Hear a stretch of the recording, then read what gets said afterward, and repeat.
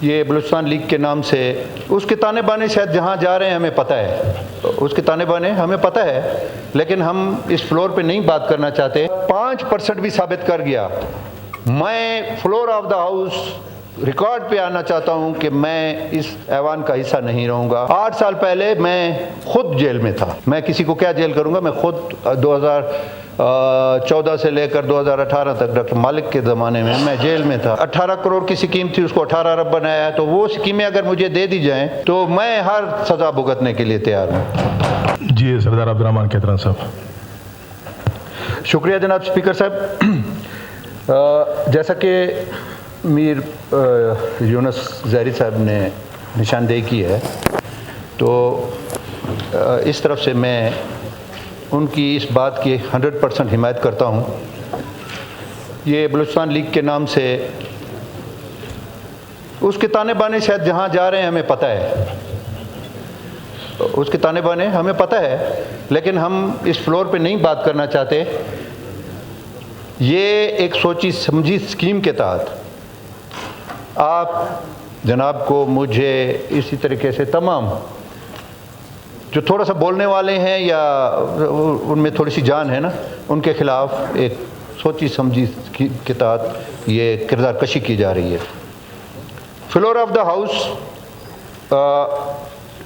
मैं अपने हल्के की बात करूंगा। जो फिगर उन्होंने दी हैं, तो मैं गुजारिश ये करूंगा, क्योंकि हमारे सीएम साहब बैठे हुए हैं, जो फिगर उसने दी है वही फिगर मुझे फंड दे दिया जाए, बाकी फिर मेरा कमीशन साबित करता रहे। वो जो फिगर उन्होंने दी है मेरे बारे में, तो अगर 18 करोड़ की स्कीम थी, उसको 18 अरब बनाया है, तो वो स्कीमें अगर मुझे दे दी जाएं तो मैं हर सज़ा भुगतने के लिए तैयार हूँ।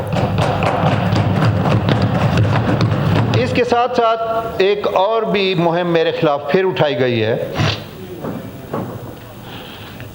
सोशल मीडिया पे एक दरगाजी खान का कोई औरत है या मर्द है या पता नहीं क्या है, मैं नहीं था, मुल्क से बाहर था, मुझे बताया गया कि जी वो हमारा पता नहीं गया बार खान में नौकरी करने और पता नहीं क्या हो गया, तो अब्दुर्रहमान के पास गया, वो बरामद किया जाए, यही उसकी निजी जेल।